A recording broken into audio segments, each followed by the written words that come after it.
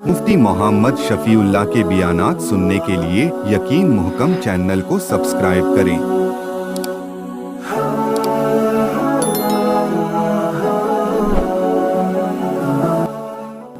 अल्लाहुम्मा सल्लि अला मुहम्मदिन व अला आलि मुहम्मदिन कमा सल्लैता अला इब्राहीम व अला आलि इब्राहीम इन्नका हमीदुम मजीद। अल्लाहुम्मा बारिक अला मुहम्मदिन व अला आलि मुहम्मद कमा बारकता अला इब्राहीम व अला आलि इब्राहीम इन्नका हमीदुम मजीद।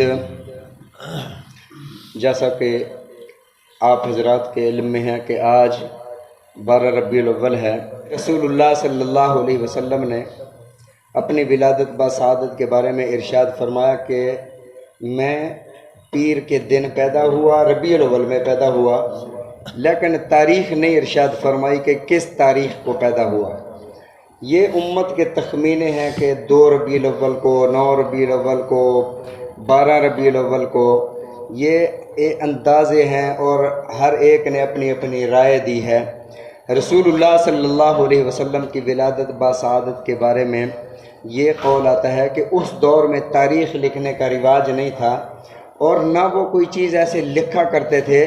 उनके जहन, उनके हाफ़ज़े ऐसे मजबूत थे कि वो अपने नसबनामे तक और अपने घोड़ों के, अपने ऊँटों के, अपनी बकरियों के नसबनामे तक याद कर लेते थे और उनके नाम रखते थे। बाकायदा जानवरों को भी नाम रखते थे। आपको जैसा कि इल्म है कि रसूलुल्लाह सल्लल्लाहु अलैहि वसल्लम की ऊँटनी का नाम कस्वा था, इसकी माँ का नाम क्या था, फिर उसकी माँ का नाम क्या था, ये सारे नसब जानवरों के याद रखते थे और लिखने को बुरा समझते थे।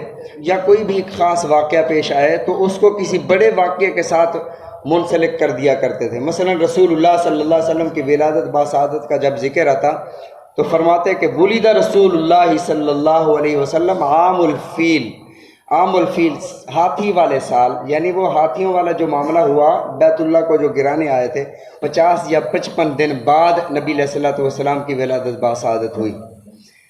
तो नबी अलैहिस्सलातु वस्सलाम की सारी सीरत तय्यबा हम एक साथ बयान तो नहीं कर सकते, अलबत्ता आज के मुख्तसर वक्त में आप हजरात के सामने मैं नबी अलैहिस्सलातु वस्सलाम की 63 साला ज़िंदगी के अनवानात पढ़ दूँगा।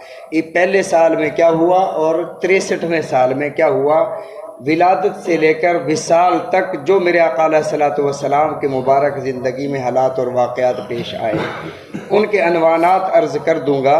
क्योंकि रसूलुल्लाह सल्लल्लाहु अलैहि वसल्लम की हयात तय्यबा से जुड़े हर चीज़, हर इंसान, हर ज़माने और हर उस चीज़ का तज़करा करना जो मेरे आका अलैहिस्सलातु वस्सलाम के साथ उसकी निस्बत है, उसका तज़करा करना ऐन इबादत और ईमान है। तो रसूलुल्लाह सल्लल्लाहु अलैहि वसल्लम की विलादत बासादत 571 ईस्वी और हिजरी तो बाद में तय की गई, नबी अलैहिस्सलातु वस्सलाम की हिजरत के बाद, पीर का दिन, रबीउल अव्वल का महीना।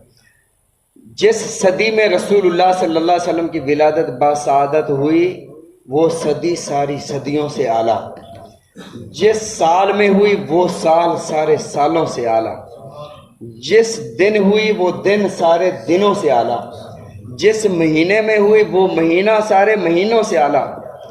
लेकिन ये सदी, ये साल, ये महीना, ये दिन फिर कभी नहीं आएगा। वही जिसमें नबी अलैहिस्सलातु वस्सलाम की विलादत बासादत हुई वो दोबारा लौट कर नहीं आएगा। वही आला, वही अरफा, वही अफजल, वही मकाम पाने वाला। तो रसूलुल्लाह सल्लल्लाहु अलैहि वसल्लम की जब विलादत बासादत हुई, आमुल फील, वो हाथी वाला जो वाक़या पेश आया था, वो साल था। सैयदा आमना तय्यबा ताहिरा सलामुल्लाह अलैहा के घर अक़दस में रसूलुल्लाह सल्लल्लाहु अलैहि वसल्लम की विलादत बासादत हुई। उसके बाद आप फरमाती हैं कि जब इनके दादा अब्दुल मुत्तलिब मुबारक देने के लिए तशरीफ़ लाए तो वो फरमाते हैं कि रात से मुझे आवाज़ें आ रही हैं कि मोहम्मद मोहम्मद मोहम्मद, इनका नाम मोहम्मद रखा जाए। मोहम्मद का माना यह है कि सारी कायनात मिलकर जिनकी तारीफ़ करे उनका नाम मोहम्मद बनता है।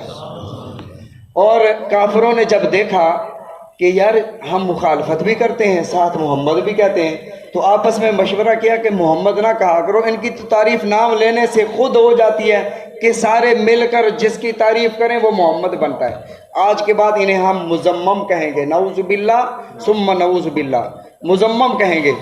نبی علیہ الصلوۃ والسلام کو خبر پہنچی تو رسول اللہ صلی اللہ علیہ وسلم نے ارشاد فرمایا، کیا ہی پاکیزہ شان ہے میرے رب کی، کیا ہی تعریفوں والی ہے رب کی ذات، جس نے میرا نام دشمن کے زبان سے چھین لیا ہے، وہ محمد نام نہیں لے سکتا، میرے والدین نے تو میرا نام محمد رکھا ہے، یہ گالیاں دیتے ہوں گے کسی مزمم کو، دیتے ہوں گے، مجھے کیوں گالی دے، کیونکہ میرا نام تو محمد رکھا ہے، محمد کو گالیاں یہ نہیں دے رہے، یہ کسی مزمم کو دیتے ہوں گے، گالیاں دیتے ہوں گے۔ بہرحال رسول اللہ صلی اللہ علیہ وسلم کا نام نامی اسم گرامی محمد الرسول اللہ۔ تب آپ محمد بن عبداللہ تھے صلی اللہ علیہ وسلم۔ جب ولادت باسعادت ہوئی، عرب میں رواج تھا کہ دائیوں کے حوالے کر دیتے تھے تاکہ ان کی پرورش جو ہے دیہاتی ماحول میں ہو، زبان ان کی صاف ہوتی ہے۔ شہروں میں ہر طرح کے لوگ آتے، ہر طرح کی بولیاں، تو زبان مکس ہو جاتی تھی، تو ان کے نظریہ یہ تھا کہ دیہات میں بچہ پرورش پائے تاکہ خالص عربی زبان ہو، فصاحت و بلاغت آئے۔ تو رسول اللہ صلی اللہ علیہ وسلم کو دایا کے حوالے کیا گیا۔ حضرت حلیمہ سعدیہ رضی اللہ تعالی عنہا جب یہ لے کر گئیں تو 2 سال کے بعد پہلی بار نبی علیہ الصلوۃ والسلام اپنی والدہ کے پاس تشریف لائے۔ پھر اس کے بعد چلے گئے، 4 سال کی عمر میں آپ کا شق صدر ہوا۔ 4 سال کے بعد 6 سال کی جب عمر مبارک ہوئی تو اماں سے ملنے آئے، تو 6 سال کی عمر میں آپ کی والدہ محترمہ کا انتقال ہو گیا۔ وہ بھی ایک بڑی دردناک داستان ہے کہ والد کی قبر پر لے گئی، فرمایا عبداللہ تو نے تو کہا تھا کہ میں اپنے بچے کے لیے کھلونے لاؤں گا، میں یثرب کی بستی جا رہا ہوں، وہاں سے اس کے لیے تحفے لاؤں گا، دیکھ تو صحیح ذرا اٹھ کے قبر سے، اگر تیرے اندر ہمت ہو، تیرا محمد کس قدر حسین ہے۔ تو فرمایا کہ جیسے ہی یہ جملے کہے ہارٹ اٹیک ہوا اور آپ کی والدہ محترمہ حضرت بی بی آمنہ رضی اللہ تعالی عنہا کا وہاں انتقال ہو گیا، ابوا کی بستی پر۔ جب نبی علیہ الصلوۃ والسلام نے آخری حج فرمایا نا، وہ عمومی راستہ جو مدینہ طیبہ سے مکہ مکرمہ کی طرف جاتا تھا وہ آپ نے چھوڑ دیا، آپ نے وہ راستہ اختیار فرمایا جس راستے پر اماں کی قبر تھی۔ آپ 5 گھنٹے تک اپنی والدہ کی قبر پر بیٹھ کر روتے رہے۔ 57 سال کا عرصہ گزر گیا تھا اس بات کو، لیکن وہ صدمہ نہیں بھولا تھا۔ رسول اللہ صلی اللہ علیہ وسلم کی عمر مبارک 6 سال تھی۔ 8 سال کی عمر کے ہوئے تو دادا کا انتقال ہو گیا، حضرت عبد المطلب کا۔ 12 سال کی عمر میں آپ اپنے چچا ابو طالب کے ساتھ پہلا تجارتی سفر فرمایا۔ اس میں بحیرہ راہب سے ملاقات ہوئی۔ بحیرہ نے دیکھتے ہی کہا کہ یہ تو نبی آخر الزمان صلی اللہ علیہ وسلم ہے، یہودیوں سے بچاؤ کہیں انہیں نقصان نہ پہنچا دیں، میں نے اپنی نگاہ سے دیکھا ہے، میں نے انہیں تورات اور انجیل میں پڑھا ہے، میں نے دیکھا کہ شجر و حجر، پتھر، پہاڑ، درخت سارے انہیں سجدہ کر رہے تھے۔ تو نبی علیہ الصلوۃ والسلام کا یہ پہلا تجارتی سفر جب آپ 12 سال کی عمر میں تھے۔ رسول اللہ صلی اللہ علیہ وسلم کی عمر مبارک جب 15 سال ہوئی تو حرب فجار پیش آئی۔ حرب فجار یہ تھی، حرمت والے مہینوں میں لوگ جنگ نہیں کرتے تھے، لیکن یہ جنگ حرمت والے مہینے محرم الحرام میں ہوئی تو اس لیے اسے حرب فجار، نافرمانی والی جنگ کہا جاتا ہے، اور یہ قریش کے ساتھ جنگ ہوئی تھی۔ نبی علیہ الصلوۃ والسلام کی عمر مبارک 15 سال تھی۔ آپ نے فرمایا کہ میں نے جنگ میں شرکت تو نہیں کی، البتہ اپنے چچاؤں کو نیزے اور بھالے اٹھا اٹھا کر دے رہا تھا۔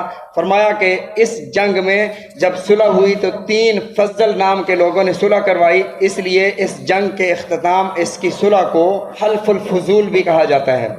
تب آپ کی عمر مبارک 15 سال تھی۔ رسول اللہ صلی اللہ علیہ وسلم کی عمر مبارک جب 25 سال ہوئی تو آپ نے دوسرا تجارتی سفر فرمایا جو شام کی طرف تھا۔ وہاں نستورہ راہب سے ملاقات ہوئی۔ یہ راہب کون ہوتے ہیں؟ جس طرح ہمارے ہاں کوئی روحانی بزرگ شخصیت ہوتی ہے، کوئی بزرگ ہوتا ہے، کوئی پیر ہوتا ہے، کوئی مرشد ہوتا ہے، اسی طرح وہ روحانی شخصیات تھیں۔ نستورہ راہب، ان سے ملاقات ہوئی تو وہ خود ملنے آیا۔ میسرہ آپ کے ساتھ تھے 25 سال کی عمر میں۔ حضرت خدیجہ کا مال لے کر جب آپ تشریف لے گئے تو میسرہ کو وہ جانتے تھے، تو میسرہ سے آ کر کہا کہ یہ کون ہے؟ فرمایا کہ عرب کے ہیں، مکہ کے ہیں، قریشی ہیں۔ تو اس نے آگے خود ہی کہنا شروع کر دیا کہ ان کے والد کا نام عبداللہ تو نہیں ہے، وہ وفات تو نہیں پا گئے، یہ یتیم تو نہیں ہے۔ انہوں نے کہا ہاں یار آپ کو کیسے پتہ چلا؟ فرمایا میں نے تورات میں، انجیل میں، زبور میں، سارے آسمانی کتابوں اور صحائف میں میں نے انہیں پڑھا ہے، یا نبی آخر الزمان صلی اللہ علیہ وسلم ہے۔ انہیں بچاؤ یہودیوں سے، یہودی انہیں نقصان نہ دیں۔ نبی علیہ الصلوۃ والسلام کو حفاظت کے ساتھ آپ نے وہاں تجارت فرمائی۔ 26واں سال تھا، حضرت خدیجہ الکبریٰ رضی اللہ تعالیٰ عنہ سے نکاح ہوا۔ پھر اس کے 1 سال کے بعد آپ کا ایک بچہ پیدا ہوا، ان کا نام مشورے سے قاسم رکھا گیا، اور انہی کے نام سے آپ کی کنیت ابو القاسم تھی، اور آپ فرمایا کرتے تھے انا قاسم واللہ یؤتی، میں تقسیم کرتا ہوں، اللہ کی ہدایت کو اللہ عطا فرمانے والے ہیں۔ جب آپ کی عمر مبارک 27 سال تھی تو یہ بچہ پیدا ہوا۔ پھر 2 سال کے بعد نبی علیہ الصلوۃ والسلام کو اللہ نے ایک بچی عطا فرمائی، سب سے بڑی بیٹی، آپ نے ان کا نام زینب رکھا۔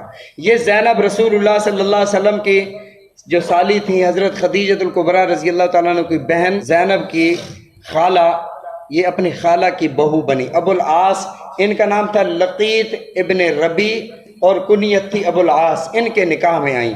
یہ 6 ہجری میں تقریباً مسلمان ہوئے۔ حضرت ابو العاص غزوہ بدر میں پکڑے گئے تھے، کافروں کی طرف سے لڑ رہے تھے۔ نبی علیہ الصلوۃ والسلام نے جب مشورہ مانگا تو حضرت عمر رضی اللہ تعالیٰ نے مشورہ دیا کہ ایسا کرو، جو جس کا قریبی رشتہ دار ہے وہ اس کے حوالے کر دو، وہ اس کو قتل کر دے، کہ اللہ کی پاک فضاؤں میں اللہ کا دشمن اور اللہ کے حبیب کے دشمن کو زندہ رہنے کا کوئی حق نہیں ہے۔ تو نبی علیہ الصلوۃ والسلام نے ارشاد فرمایا کہ فدیہ لے کر رہا کر دیا جائے۔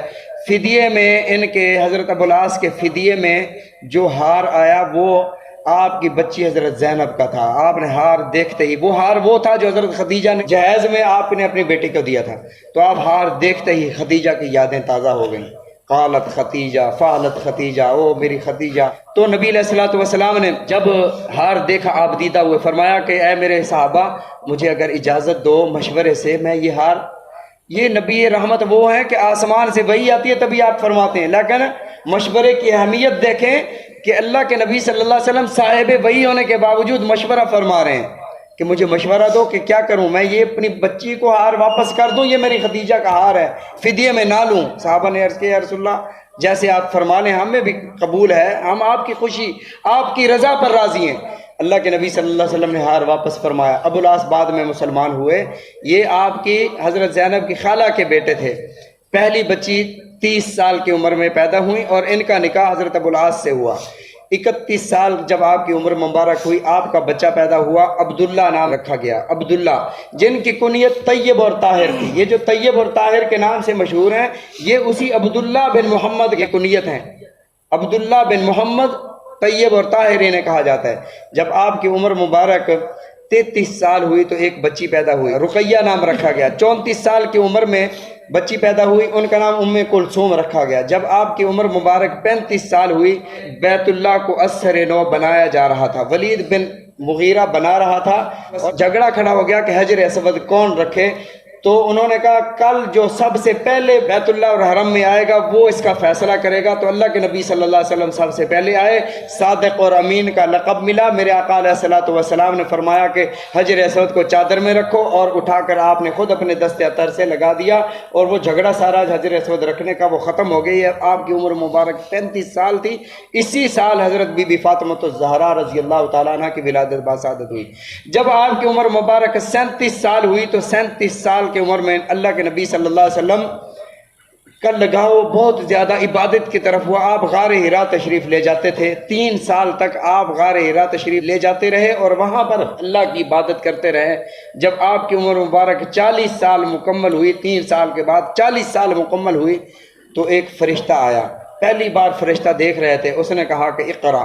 آپ نے فرمایا ما انا بقاری، میں کسی استاد سے پڑھا ہوا نہیں ہوں۔ جب 3 بار کہا، اس فرشتے نے آپ کو سینے سے لگایا اور زور سے بھینچا، کہا اقرا اقرا بسم ربک الذی خلق خلق الانسان من علق اقرا وربک الاکرم الذی علم بالقلم۔ 5 آیات نازل ہوئی۔ نبی علیہ الصلوۃ والسلام گھر واپس تشریف لائے، پہلی بار فرشتے کو دیکھا تھا، پہلی وحی تھی حضرت خدیجہ الکبریٰ رضی اللہ تعالیٰ عنہا سے۔ آپ نے فرمایا زمیلونی زمیلونی، مجھے چادر دو۔ گھبراہٹ کا عالم تھا کہ میں نے ایسے فرشتہ دیکھا، میرے ساتھ پتہ نہیں کیا ہونے والا ہے۔ تو حضرت خدیجہ رضی اللہ تعالیٰ نے عرض کیا کہ اللہ نے آپ کو نوازا ہے، آپ غریبوں کا خیال رکھتے ہیں، یتیموں کا خیال رکھتے ہیں، بیواؤں کی خبرگیری رکھتے ہیں، ننگوں کو کپڑا پہناتے ہیں، بھوکوں کو کھانا کھلاتے ہیں، اللہ آپ کو ضائع نہیں فرمائیں گے۔ پھر اپنے بھتیجے کے پاس لے گئیں، انہوں نے جب دیکھا وہ تورات، انجیل، سابقہ آسمانی کتابوں کے عالم تھے، انہوں نے دیکھتے ہی جب پوچھا، نشانیاں پوچھیں تو رونے لگے، کہنے لگے قسم ہے اس ذات کی جس نے مجھے پیدا کیا، یہ وہی ناموس اور فرشتہ تھا جو کبھی حضرت عیسیٰ کے پاس آیا کرتا تھا، یہ وہی فرشتہ تھا جو کبھی حضرت موسیٰ کے پاس آیا کرتا تھا، یہ وہی فرشتہ ہے جو آپ کے شوہر نامدار حضرت محمد الرسول اللہ صلی اللہ علیہ وسلم کے پاس آیا ہے، اور میں گواہی دیتا ہوں کہ یہ اللہ کے نبی بن چکے ہیں۔ میں نے یہ ساری باتیں کتابوں میں پڑھ لی ہوئی ہیں کہ قوم انہیں اپنے شہر سے نکال دے گی۔ حضرت خدیجہ حیران ہو گئیں کہ نکال دیں گی کیا مطلب؟ یہ تو صادق اور امین کہتے ہیں، اپنے فیصلے انہیں سے کرواتے ہیں۔ فرمایا آسمانی کتابوں میں یہ لکھا ہوا ہے، ایسا ہو کر رہے گا، کاش کہ میں اس وقت زندہ ہوتا، میں آپ کا ساتھ دیتا۔ بہرحال نبوت کا پہلا سال تھا، آپ کی عمر مبارک کا 41واں سال ہوا تو اللہ کے نبی صلی اللہ علیہ وسلم پر اللہ نے صبح اور شام کی اور تہجد کی نماز فرض فرما دی۔ اقم الصلاۃ لدلوک الشمس الی غسق اللیل وقرآن الفجر۔ اور پھر اس کے بعد نبی علیہ الصلوۃ والسلام 3 سال تک خفیہ دعوت دیتے رہے۔ دار ارقم میں نمازیں پڑھا کرتے تھے، بیت اللہ کے اندر کافر نماز نہیں پڑھنے دیتے تھے۔ آپ کی عمر مبارک جب 46 سال ہوئی تو کافر قوم نے، قریش نے بائیکاٹ کر دیا۔ وہ جو اقتصادی بائیکاٹ تھے، پابندیاں تھیں، وہ لگا دیں کہ کوئی لین دین نہیں کرے گا، کوئی ان کے ساتھ شادی بیاہ نہیں کرے گا۔ شیب ابی طالب میں نبی علیہ الصلوۃ والسلام قید ہو گئے، 3 سال تک آپ قید رہے۔ 46 سال سے لے کر 49ویں سال تک نبی علیہ الصلوۃ والسلام، یہ نبوت کا 9واں سال تھا، اور 49ویں سال تک شیب ابی طالب میں رہے۔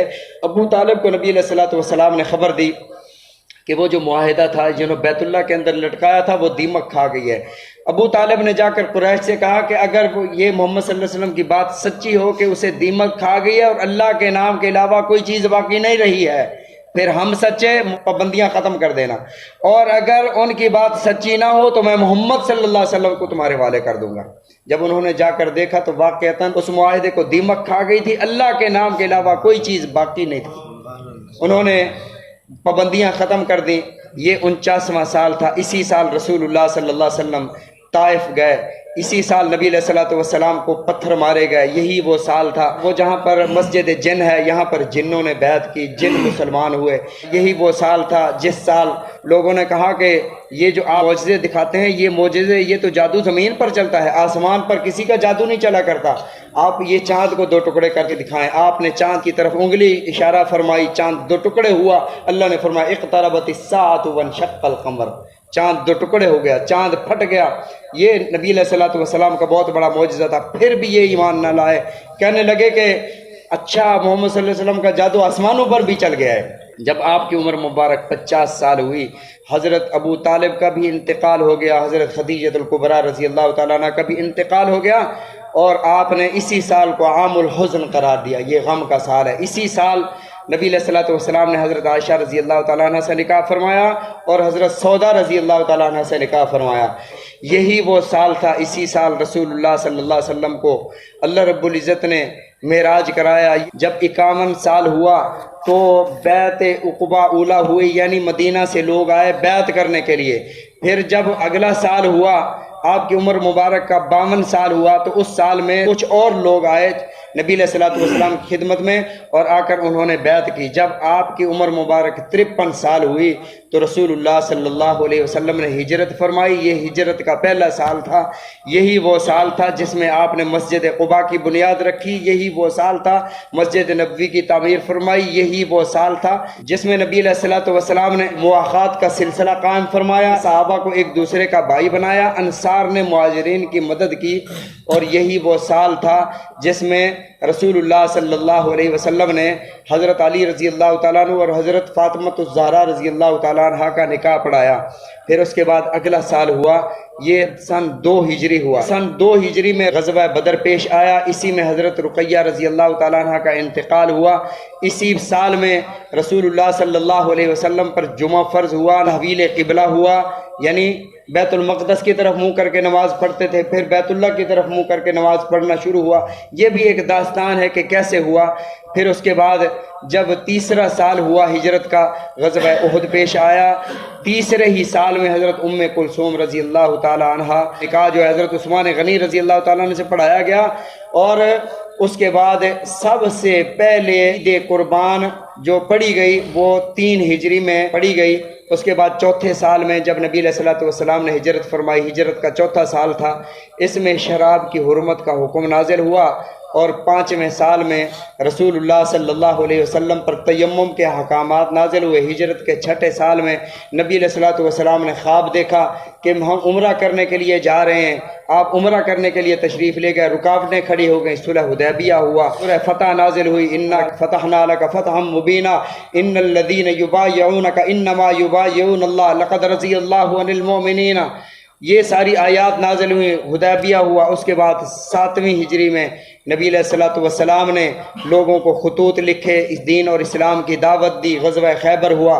جب 8 ہجری ہوئی، 8ویں ہجری میں ہجرت کے 8ویں سال میں نبی علیہ الصلوۃ والسلام نے مکہ فتح فرمایا، غزوہ حنین ہوا، غزوہ طائف ہوا، اور اسی 8ویں سال میں حضرت بی بی زینب جو آپ کی سب سے بڑی لخت جگر تھی، ان کا انتقال ہوا، اور اسی سال حضرت ماریہ قبطیہ رضی اللہ تعالی عنہا کے شکم اطہر سے نبی علیہ الصلوۃ والسلام کے بیٹے حضرت ابراہیم پیدا ہوئے، اور اس کے بعد ہجرت کے 9ویں سال میں رسول اللہ صلی اللہ علیہ وسلم نے حضرت ابو بکر صدیق کو امیر حج مقرر فرمایا، صحابہ کو لے کر ابو بکر صدیق رضی اللہ تعالیٰ عنہ حج کے لیے تشریف لے گئے، اور اسی سال غزوہ تبوک ہوا، اور اس کے بعد 10ویں سال میں رسول اللہ صلی اللہ علیہ وسلم نے آخری حج فرمایا۔ ہجرت کے 10ویں سال آپ نے آخری حج فرمایا۔ اسی 10 ہجری میں نبی علیہ الصلوۃ والسلام کے جو بیٹے حضرت ابراہیم تھے، 16 ماہ یا 18 ماہ کی عمر میں ان کا انتقال ہو گیا۔ یہ سیف دائیہ کے گھر میں تھے، تو نبی علیہ الصلوۃ والسلام نے ارشاد فرمایا کہ میرے بیٹے کو بچپن میں اللہ نے وفات دے دی ہے، اور اللہ نے جنت میں اس کے لیے 2 دائیاں مقرر فرمائی ہیں، جو ان کی مدت رضاعت جنت میں اللہ پوری فرمائیں گے۔ حضرت ابراہیم رضی اللہ تعالیٰ نے جب وفات پائی تو آپ اسی دائیہ کے گھر تشریف لے گئے۔ ابو سیف جو تھے ان کے گھر میں حضرت عبد الرحمن بن عوف فرماتے ہیں کہ گھر جو ہے دھوئیں سے بھرا ہوا تھا، وہ لوہار کا کام کرتے تھے۔ اللہ کے نبی صلی اللہ علیہ وسلم اس گھر میں تشریف لے گئے تو حضرت ابراہیم رضی اللہ تعالیٰ عنہ کا انتقال ہو چکا تھا۔ میرے آقا علیہ الصلوۃ والسلام کی آنکھوں سے آنسو تھے۔ حضرت عبد الرحمن بن عوف عرض کرتے ہیں، یا رسول اللہ آپ بھی روتے ہیں؟ آپ نے فرمایا، اپنا عوف، اے عوف کے بیٹے، میں بچے پر شفقت کی وجہ سے رو رہا ہوں۔ پھر آپ کی زبان اقدس سے یہ کلمات نکلے، فرمایا ان العین تدمع والقلب یحزن، آنکھیں برس رہی ہیں اس لیے کہ غم زدہ ہیں، دل غم زدہ ہے، آنکھیں برس رہی ہیں، اور ہم وہی بات کرتے ہیں جس بات سے ہمارا اللہ راضی ہو جائے۔ انا بفراقک لمحزونون یا ابراہیم، ابراہیم تیری جدائی سے ہم بڑے غم زدہ ہیں، ابراہیم تیری جدائی سے ہم بڑے غم زدہ ہیں۔ نبی علیہ الصلوۃ والسلام نے جملے ارشاد فرمائے، اور جنت البقیع میں حضرت ابراہیم کو دفن فرمایا گیا۔ پھر آپ نے ارشاد فرمایا، لو کان بعدی نبی، اگر میرے بعد کوئی نبی ہوتا تو اللہ اس ابراہیم کو میرے بعد نبی بناتے، چونکہ میرے بعد کوئی نبی نہیں ہے تو ابراہیم نبی نہ بننا تھا نہ بنا، اس لیے وہ پہلے ہی وفات فرما گیا۔ تو اللہ کے نبی صلی اللہ علیہ وسلم کے یہ بیٹے ماریہ قبطیہ کے بطن اطہر سے تھے، اور 10 ہجری میں ان کا انتقال ہوا۔ 11 ہجری میں رسول اللہ صلی اللہ علیہ وسلم کو اوائل یعنی شروع میں ہی سفر کے مہینے میں بخار ہوا۔ اللہ کے نبی صلی اللہ علیہ وسلم نے ارشاد فرمایا، میرا جو بخار ہے، میری جو آزمائش ہے، سارے انبیاء سے زیادہ ہے، بہت ہی زیادہ تیز بخار تھا۔ اللہ کے نبی صلی اللہ علیہ وسلم نے اپنے وصال سے 4 دن پہلے جمعرات کے دن رسول اللہ صلی اللہ علیہ وسلم نے ابو بکر صدیق رضی اللہ تعالیٰ عنہ کو اپنی امامت سپرد فرمائی، اور کہا کسے؟ حضرت علی رضی اللہ تعالیٰ عنہ سے فرمایا، علی مرو ابا بکر فلیصلی بالناس، علی جا کر ابو بکر کو حکم دو کہ وہ لوگوں کو نماز پڑھائیں۔ 4 دن تک ابو بکر صدیق رضی اللہ تعالیٰ عنہ نے نماز پڑھائی۔ جمعرات کا دن تھا، پیر کے دن صبح 4 بجے کے وقت میرے آقا علیہ الصلوۃ والسلام اس جہان فانی سے یہ فرماتے ہوئے رخصت ہوئے، اللہم بالرفیق الاعلی، اللہم بالرفیق الاعلی، اللہم بالرفیق الاعلی کہتے ہوئے اس جہان فانی سے رخصت ہوئے۔ اللہم صلی علی محمد وعلی آل محمد وعلی اصحاب محمد وسلم تسلیما کثیرا کثیرا۔ صحابہ فرماتے ہیں وہ دن جو ہے وہ پیر کا دن ہی تھا، اور ربیع الاول کا مہینہ تھا۔ قد ازلم المدینہ، مدینہ میں اندھیرا چھا گیا، پھر ہمیں کچھ نظر نہیں آتا تھا۔ حضرت بلال رضی اللہ تعالیٰ عنہ فرمایا کرتے تھے کہ جب میں پہلے اذان دیتا تھا اشہد ان محمد رسول اللہ کہتا تھا تو میرے آقا میرے سامنے ہوا کرتے تھے، اور جب آپ کا وصال ہوا، جب اشہد ان محمد رسول اللہ کہتے تھے تو بے ہوش ہو کر گر پڑتے تھے۔ کہ میرے آقا میرے سامنے نہیں ہیں. یہاں سے ہجرت کر کے دمشق چلے گئے کہ یہاں میں رہ نہیں سکتا، میں جب اشہد ان محمد رسول اللہ کہوں گا تو میرے محبوب میرے سامنے نہیں ہوں گے. یہ وہ دن تھا جو صحابہ کے لیے بہت مشکل دن تھا. اسی لیے رسول اللہ صلی اللہ علیہ وسلم نے پیر کے دن کا روزہ رکھا. صحابہ نے پوچھا یا رسول اللہ صلی اللہ علیہ وسلم آپ نے روزہ کیوں رکھا ہے؟ آپ نے فرمایا کہ اسی دن میں پیدا ہوا تھا اسی لیے روزہ رکھا.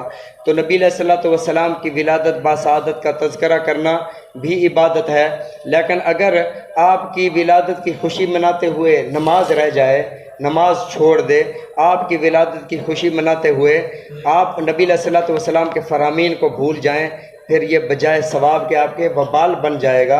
نبی علیہ الصلوۃ والسلام نے روزہ رکھا، ہمیں بھی چاہیے ہم روزہ رکھیں. پیر اور جمعرات کا رسول اللہ صلی اللہ علیہ وسلم نے روزہ رکھا. تاریخ متعین نہیں فرمائی. شیعہ حضرات کہتے ہیں کہ 17 ربیع الاول کو نبی علیہ الصلوۃ والسلام کی ولادت باسعادت ہوئی. ہر ایک کے اپنے اپنے اقوال ہیں، متعین نہیں ہے. تو سارا مہینہ ربیع الاول کا، سارا مہینہ نبی علیہ الصلوۃ والسلام کے تذکرے ہونے چاہیے. اور دوسری ایک غلطی جو ہم کر جاتے ہیں کہ ہم کہتے ہیں میلاد مصطفیٰ.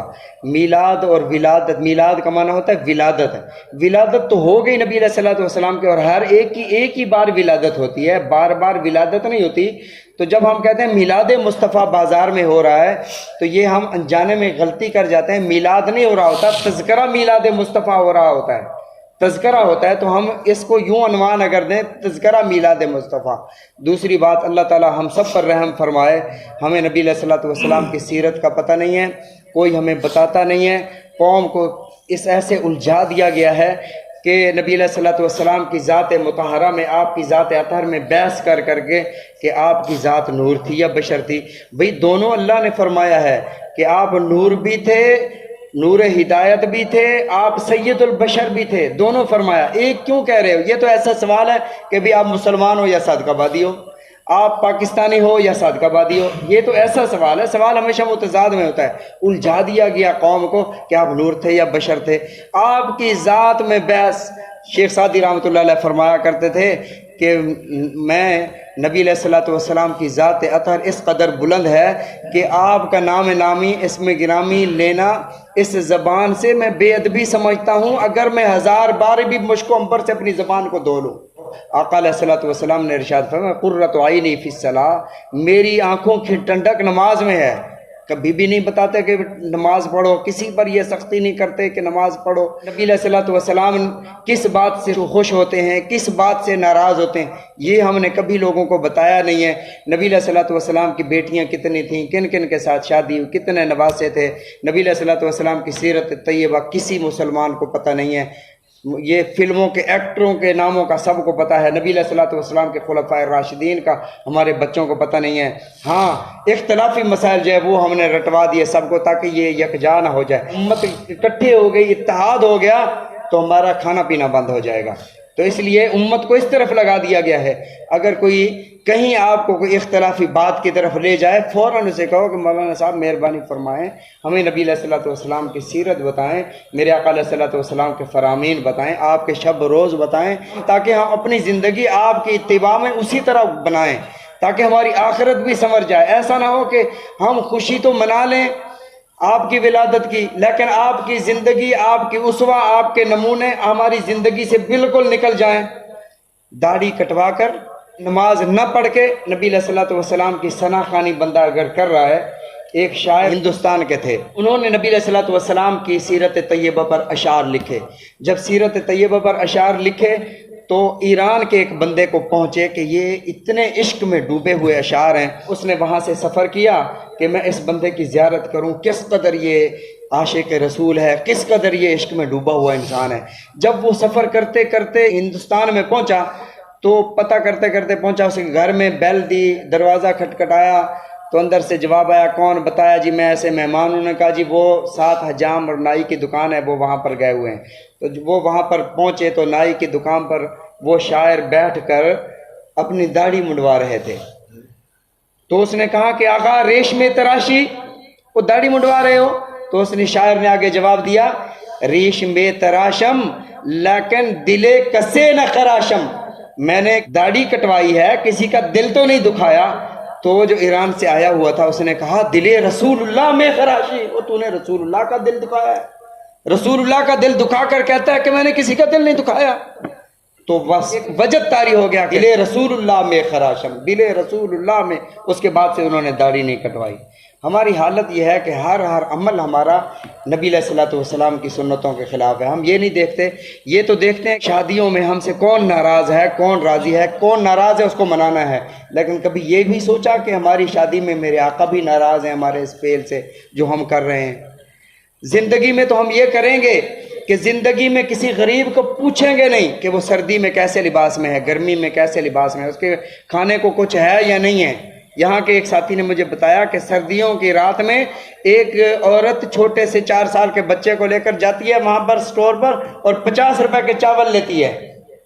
तो वो गुर्बत की वजह से ले रही है ना 50 रुपए के इतने से चावल बच्चे के लिए, भूख की वजह से ले रही है। बंदा आपका पड़ोसी सारी जिंदगी भूखा रहा, मर गया तो कहता कि जी मेरी तरफ से, और जिंदगी में तुमने कपड़े नहीं पहनाए उसे, नबी अलैहिस्सलातु वस्सलाम की सुन्नतों पर तुमने अमल न किया, मेरे आका की तालीमात को तुमने भुला दिया। आपने फरमाया जिसका पड़ोसी भूखा रहा उसकी इबादत उसके मुंह पर मार दी जाएगी। तुमने सारी जिंदगी उस गरीब को पूछा तक नहीं, आज कफन देने आए हो, सारी जिंदगी पूछा नहीं कि तेरे बच्चों ने कुछ खाया या नहीं खाया, और जब मर गया है तो 10 देंगे मेरी तरफ से। तो फरमाया दीन से तुम बहुत दूर हो, ये दीनदारी नहीं है, ये दिखलावा है। अल्लाह ताला हम सबको नबी अलैहिस्सलातु वस्सलाम की सीरत तैयबा पर अमल करने की तौफीक अता फरमाए, रसूलुल्लाह सल्लल्लाहु अलैहि वसल्लम की उसवा हसना अपनाने की तौफीक अता फरमाए, आमीन। बिस्मिल्लाहिर्रहमानिर्रहीम, अल्हम्दुलिल्लाहि रब्बिल आलमीन, वस्सलातु वस्सलामु अला रसूलिहिल करीम, अल्लाहुम्मा सल्लि अला सय्यिदिना व मौलाना मुहम्मदिन व अला आलि सय्यिदिना व मौलाना मुहम्मदिन व बारिक वसल्लिम। अल्लाहुम्मा रब्बना आतिना फिद दुनिया हसनतन व फिल आखिरति हसनतन व क़िना अज़ाबन नार। ऐ मेरे अल्लाह हम सबको दीन के कामों के लिए कबूल व मंजूर फरमा ले। ऐ मेरे अल्लाह दीन के कितने शोबे हैं, किसी न किसी शोबे में जिसमें हम अहल हों मेरे अल्लाह उसमें हमसे काम ले ले। तो चाहे तो परिंदों से काम ले सकता है, चाहे तो मच्छरों से काम ले सकता है, फिर भी तूने हमें इंसान बनाया और तूने अपने कलाम में खुद ही इरशाद फरमाया वलक़द कर्रमना बनी आदम, हमने बनी आदम को इज़्ज़तें अता फरमाई। ऐ मेरे अल्लाह हम सब को जब तूने खुद ही इज़्ज़तें अता फरमाई, फिर ऊपर तूने अपने हबीब सल्लल्लाहु अलैहि वसल्लम की उम्मत भी बना दिया और उसके बारे में इरशाद भी फरमा दिया कुंतुम खैरा उम्मतिन, तुम बेहतरीन उम्मत हो। अगर बेहतरीन है तो अल्लाह हमें बेहतरीन बना दे। हमारे अमाल बेहतरीन वाले नहीं हैं मेरे अल्लाह, हमारे अमाल बेहतरीन फरमा दे। ऐ अल्लाह उम्मत में इत्तिफाक इत्तेहाद की दौलत अता फरमा दे। ऐ मेरे अल्लाह हमारे जो मुक्तदा हैं, जो हमारे पेशवा हैं, उन्हें इस बात की हिदायत अता फरमा दे कि उम्मत को तोड़े नहीं, उम्मत को जोड़ दें। ऐ मेरे अल्लाह तेरी उम्मत बिखरी हुई है तस्बीह के दानों की तरह, मोतियों की तरह बिखरी हुई है मेरे अल्लाह। इन्हें एक ही धागे में जिस तरह मोती जमा हो जाते हैं इसी तरह इन्हें जमा फरमा दे। ऐ मेरे अल्लाह जैसे तेरे हबीब सल्लल्लाहु अलैहि वसल्लम ने इरशाद फरमाया अल मुस्लिमु कज़ जसदिन वाहिदिन, मोमिन एक जिस्म की तरह है, अगर किसी के आज़ा में किसी उज़्व में तकलीफ़ है तो दूसरा उज़्व उस तकलीफ़ को महसूस करता है। मेरे अल्लाह हम में से किसी मुसलमान को अगर कोई तकलीफ़ है तो उसकी तकलीफ़ दूसरा महसूस करे, ये जज्बा और ये एहसास अता फरमा दे। ऐ मेरे अल्लाह जो कुछ मांग सके वो भी अता फरमा, जो ना मांग सके वो भी अता फरमा। ऐ मेरे अल्लाह तेरे दर के अलावा कोई ऐसा दर नहीं है जहाँ जाकर हम मांगें। हमारी पेशानी तेरे कब्ज़ा कुदरत में, हमारे आमाल तेरे कब्ज़ा कुदरत में। ऐ अल्लाह तूने खुद ही इरशाद फरमाया वलिल्लाहि खज़ाइनुस समावाति वल अर्ज़, ज़मीन व आसमान के सारे ख़जाने मेरे पास हैं मेरे अल्लाह। जब सारे ख़जाने तेरे पास हैं तो हिदायत के ख़जाने भी तेरे पास हैं, हमें हिदायत पर भी चला दे। ऐ मेरे अल्लाह माल दौलत के ख़जाने भी तेरे पास, हमारी मईशत की हिफाजत फरमा। ऐ मेरे अल्लाह औलाद देने के ख़जाने भी तेरे पास, जिनके पास औलाद नहीं उन्हें औलाद अता फरमा, जिन्हें बेटे चाहिए उन्हें बेटे अता फरमा, जिन्हें बेटियां चाहिए उन्हें बेटियां अता फरमा। ऐ मेरे अल्लाह बेटे भी तेरी नेमत, बेटियां भी तेरी रहमत है मेरे अल्लाह। तेरे नबी जब ज़करिया अलैहिस्सलाम तेरी बारगाह में दस्ते दुआ अर्ज़ करते हैं کہ بیٹا عطا فرما، مجھے میرا وارث عطا فرما، تو میرے اللہ ہم تو گناہ گار ہیں، تیرے حبیب صلی اللہ علیہ وسلم کی امت ہیں، میرے اللہ ہم میں سے جس کو بیٹے چاہیے اسے بیٹے عطا فرما، جس کو بیٹیاں چاہیے انہیں رحمتیں عطا فرما، اولاد نرینہ انیسہ صالح اولاد عطا فرما۔ اے اللہ تو نے خود ہی ارشاد فرمایا اجیب دعوت الداعی اذا دعان، جب کوئی پکارنے والا مجھے پکارتا ہے، وہ دل کی گہرائیوں سے پکارتا ہے تو میں اس کی پکار کا جواب دیتا ہوں۔ اے میرے اللہ دیکھ تیرے یہ بوڑھے بندے سفید داڑھیوں کے ساتھ، سفید بالوں کے ساتھ تیری بارگاہ میں دستے دعا بلند کیے ہوئے ہیں، میرے اللہ ان کی دعاؤں کو اپنی بارگاہ عالیہ میں قبول و منظور فرما، ان کی دعاؤں کی برکت سے اللہ میری دعا بھی قبول فرما۔ اے میرے اللہ شیطان کی شرارتوں سے ہم سب کو محفوظ فرما، آسمانی آفات سے زمینی آفات سے ہم سب کو محفوظ فرما، ہمارے دلوں میں علماء کی محبت عطا فرما، اے میرے اللہ دین کی محبت عطا فرما، دینداروں کی محبت عطا فرما، اے میرے اللہ مسجد سے محبت عطا فرما، مسجد والوں سے محبت عطا فرما، اہل مسجد اور نمازیوں سے محبت عطا فرما، اے میرے اللہ ہمارے مساجد اور مدارس کو آباد فرما، اے میرے اللہ کفر کے مقابلے میں مسلمانوں کی نصرت اور مدد فرما، اے میرے اللہ ہر قسم کے شرارتوں اور فتنوں سے ہم سب کو محفوظ فرما، اے میرے اللہ ہمارے دلوں کی حفاظت فرما، ہمارے اعمال کی حفاظت فرما، ہم سب کو نیک اعمال کرنے کی توفیق عطا فرما، یقیناً جو بھی ہوتا ہے تیری توفیق سے ہوتا ہے، تیری توفیق شامل حال نہ ہو تو اللہ ہم کچھ بھی نہیں کر سکتے، میرے اللہ جیسے آج تو نے مسجد میں بیٹھنے کا موقع عنایت فرمایا، ایسے ہی ہمیں روزانہ مسجد میں بیٹھ کر اپنے قرآن سمجھنے کی اور اس پر عمل پیرا ہونے کی توفیق عطا فرما۔ اے میرے اللہ، اے میرے اللہ ہم ٹوٹے پھوٹے الفاظ کے ساتھ تجھ سے مانگ رہے ہیں، اللہ ہمیں مانگنا نہیں آتا، بن مانگے عطا فرما دے۔ اے اللہ جب تک زندہ رہیں تیرے حبیب صلی اللہ علیہ وسلم کی اسوہ پر عمل کرتے رہیں، جب اس دنیا سے رخصت ہوں خاتمہ ایمان پر ہو، زباں پہ جاری ہو کلمہ لا الہ الا اللہ محمد الرسول اللہ۔ سبحان ربک رب العزت عما یصفون وسلام علی المرسلین والحمد للہ رب العالمین، صلی اللہ تعالی علی خیر خلقہ محمد وعلی آلہ واصحابہ اجمعین برحمتک یا ارحم الراحمین، لا الہ الا اللہ محمد الرسول اللہ۔